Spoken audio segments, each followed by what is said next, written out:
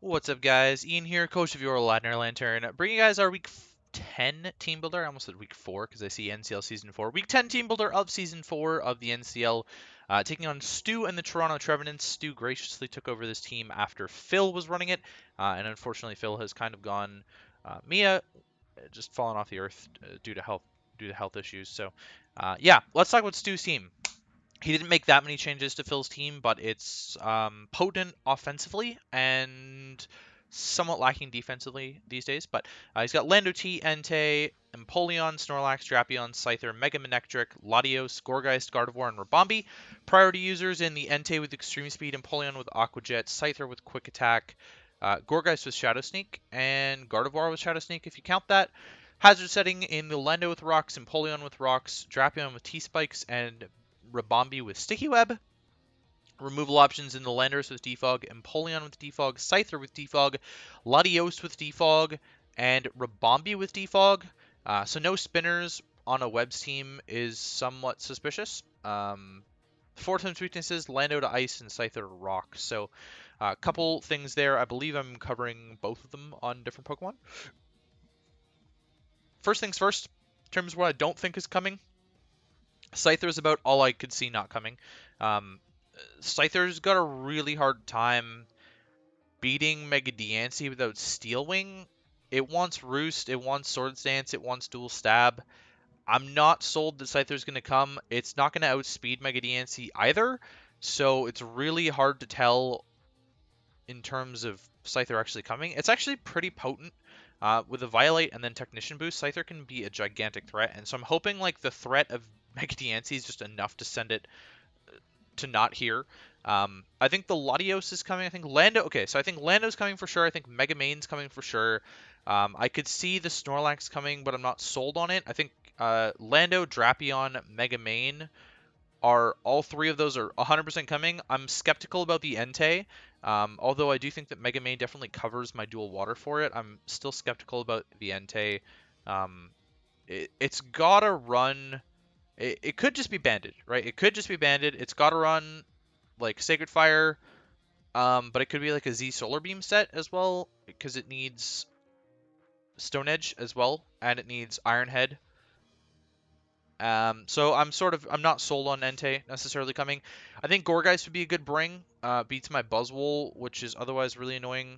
And actually, we'll look at the Buzzwole set in a sec because I may have fucked up by not putting a move on that. What else besides that? Gardevoir could be really annoying, especially if it traces my Buzzwole's ability. Like, I could definitely see a Scarf Gardevoir just going absolutely ham if it traces Beast Boost. And I think Rabombi's fairly likely. Webs look decent against my team. And it's a decent Hoopa-Unbound check, because Hoopa needs to run like Fire Punch or Gunk Shot or something to hit it. Gunk Shot is more reliable against the Double Fairy, although they are both frail fairies, so it's going to be really hard for this team to switch into Garchomp, which we'll get into later. Yeah, besides that, Curselax could be really freaking annoying. I thought about replacing Starmie on this team and putting Vaporeon on, but then I'd have no removal for the webs, which could be really detrimental. So there's a lot that goes into this build, but that's sort of my initial thoughts about the team. Empoleon could be annoying, but I'm not necessarily thinking we're going to see it. Drapion, I think, is 100% necessary. I have triple Psychic. There's absolutely no reason for him not to bring Drapion. And Gourgeist, I think, is just a nice way for him to wall Mons like Garchomp and Buzzwole, and so I think it comes 100% of the time. Latios offensively threatens quite a few of my Pokemon. Buzzwole and Amoonguss in particular, it obviously threatens with Psychic, just like Gardevoir would, but Latios is faster and can threaten Mons like Garchomp as well. Potentially threaten the Mega Diancie. I believe it gets Signal Beam. I could be wrong on that, so maybe it threatens a Hoopa, maybe it doesn't. I guess that's about it, actually, in terms of what I think about the entire roster. Okay, so going into what I have here, Diancie's first up. This is my dedicated lead. I live HP Steel from non-boosting item. So Sash Rabombi, I can live Timid HP Steel. It does have to be Timid if it wants to outspeed my Starmie. I live the HP Steel and I OHKO it back with Diamond Storm every single time. That's kind of the only plan that I had. That's pretty much it. That's kind of the only plan I had. Diancie's kind of just a hit and run Pokemon. If he doesn't end up bringing the Rabombi, or if it doesn't end up having a way to hit my Mega Diancie very, very hard, then Mega DNC can come in on quite a few things later on in the game and threaten them, especially because I'm not necessarily thinking that it's going to be a Scarf Lando here. I think that it definitely has to have Fly on the Landorus, otherwise Buzzwole just sits on it, and so we'll get into that later. I think I might adjust the Buzzwole set in in the team builder here just because of that. I sort of threw this one together. If it's not super obvious, I'm not trying all that hard to win this game. It doesn't benefit me in any way to lose necessarily, but at the same time, it doesn't benefit me to win in a sense. Like, the only thing that I'm playing for now is the best record all time, and I need to like 6-0 my way to the end of the season. So I don't think it's very likely that that's going to happen. So I'm not really playing for anything now that I've clinched a playoff spot. I could play for first seed, but I do not want to match up against Aaron in round 1, so I'm going to try and play my matchups accordingly so that I don't match up against Aaron's team, because I don't think I can pull off that Trick Room Hoopa shenanigans, the Trick Room Hoopa shenanigans against him, against them, like consecutively. So I don't want to deal with that. But Moonblast hits a lot of stuff really hard. The Drapion in particular, it's going to hit... okay, sorry, Earth Powers for that. But it's going to hit the Latios really hard, which is good. It's, I believe, my best way to hit a physically defensive Gorgeist as well, and potentially get a special attack dropping against the Mega Manectric. Actually, looking at it, Moonblast isn't all that helpful, but I ended up putting Moonblast on this set over something. No, I had Moonblast on originally. I think it's just for the Mega Latios. The regular Latios. I could have initially had HP Ice on here over Diamond Storm, but then I wanted Diamond Storm for the Rabombi, and I didn't want to go full special in case that Snorlax is like AV or something. It could be really annoying, and Diamond Storm would be really helpful to break through something like that. Or just get the defense boosts, and then I can live like EQ from Lando or something. Earth Power is there for the Empoleon mainly, but I guess also the Drapion and the Mega Manectric. I'm not entirely sure if it does more to the Mega Manectric or not. And then I've got Explosion there. I'm really hoping Gourgeist isn't the switch in, because Explosion can net me a kill against a bunch of things. Basically, anything not named Empoleon or Gourgeist dies to Explosion. Explosion's a really powerful move, and it's coming off of 150 base attack once I Mega Evolve. So that is pretty cool there. Bronzong's next. I've got Rock, Psywave protecting Toxic.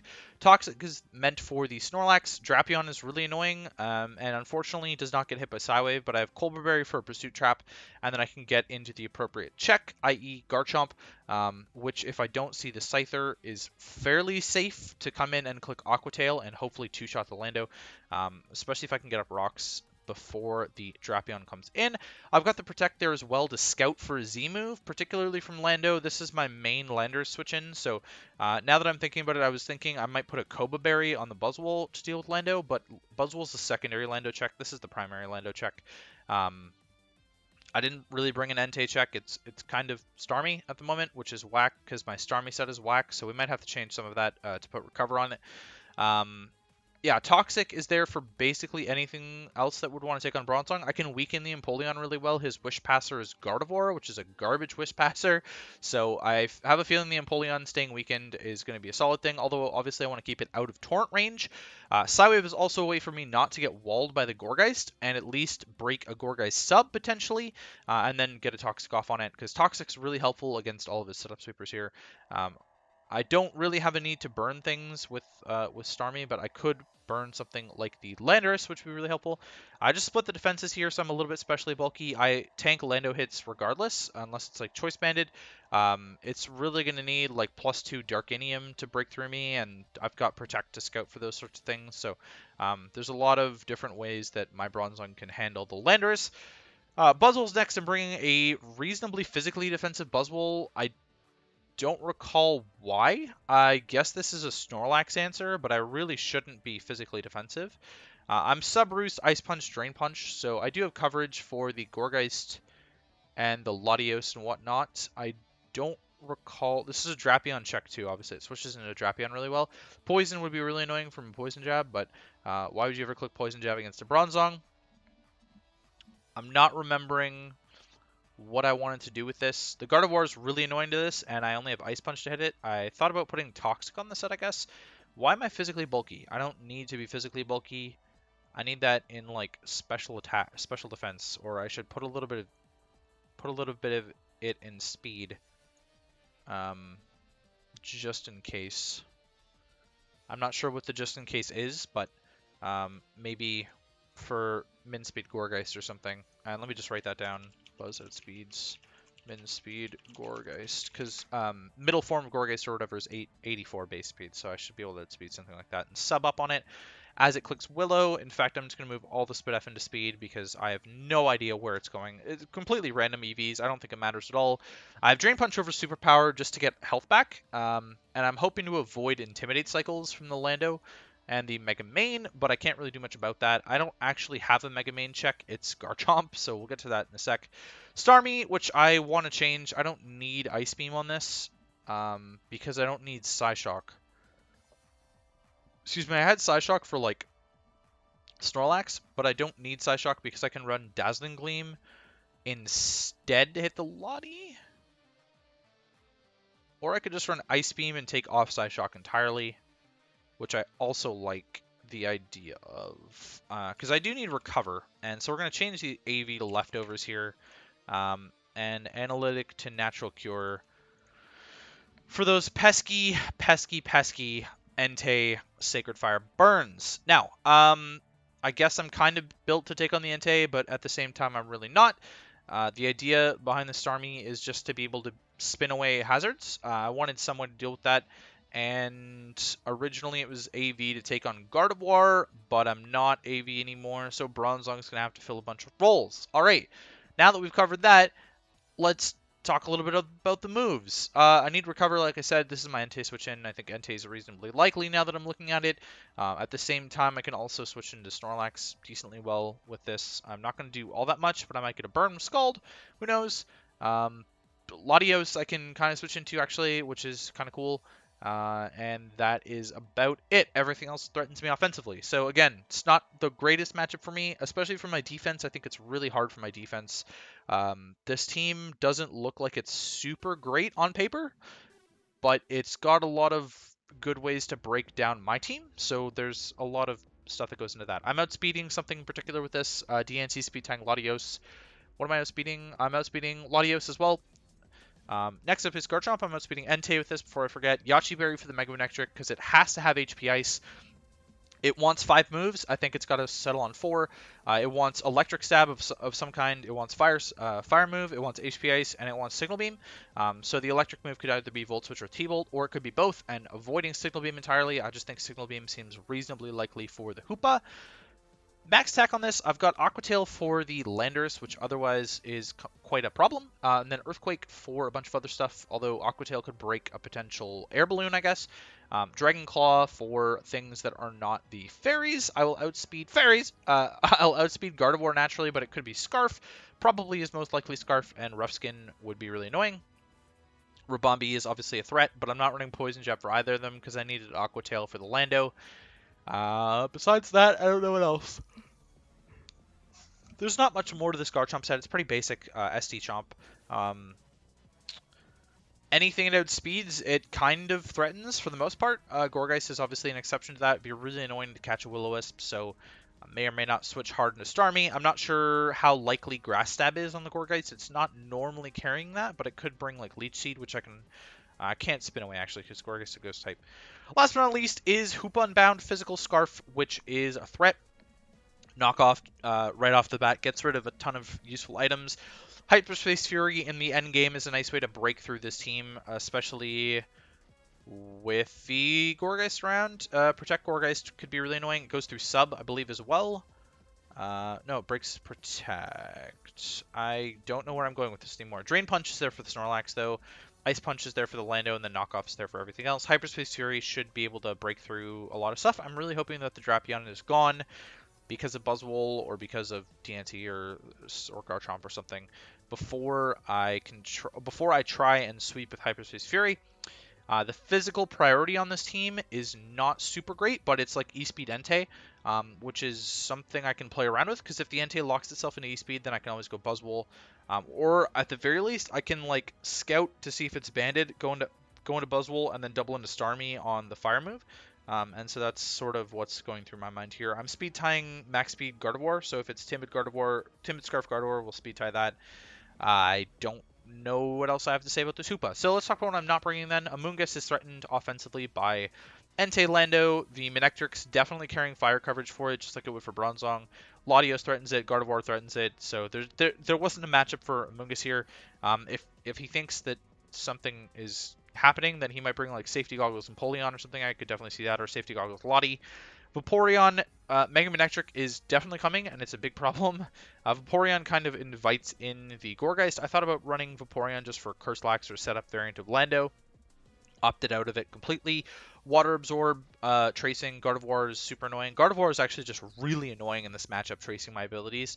Rotom Frost I also considered because it's a nice way to check the Lando. It obviously has to run rock coverage for that, so I do think it's going to be like Dual Dance Roxy potentially. I actually think it might forego Earthquake entirely, which sounds like a really strange possibility. I'm not entirely sure it needs Earthquake against my team, to be honest with you. So that's kind of why I'm thinking that he might forego it. I think that it definitely has to have Fly for Buzzwole, otherwise it's kind of walled by that. And then I think it needs Rock coverage for the Rotom.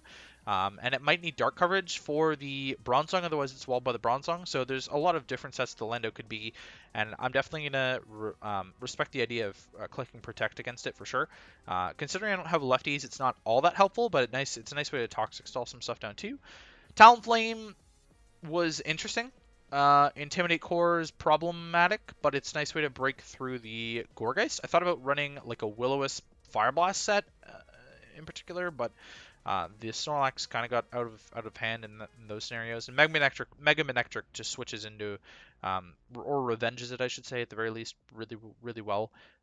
Besides that, I'm not sure why I'm not bringing it.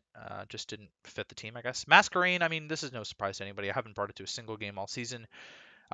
Did I want to combat webs with webs? Yes, but then at the same time, Latios and Lando float above the webs. He's got a Defiant Empoleon, which kind of makes me think, maybe I probably shouldn't bring webs.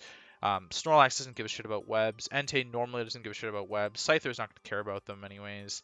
Gourgeist doesn't care about them. So there were like very few scenarios where I thought that webs were a really good idea, and Masquerain just looks so horribly offensively pretty much every week. So that's going to be for me, guys. I hope you have very low expectations about this build in this game.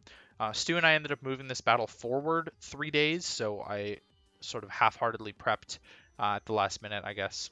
I mean, I prepped on Monday, and it's Wednesday when I'm recording this, but before Thursday match. But I'm not super confident in the matchup, and as cocky as I might have sounded in our DMs, Stu, I'm definitely not confident in this matchup, just because it doesn't look super great for me on paper.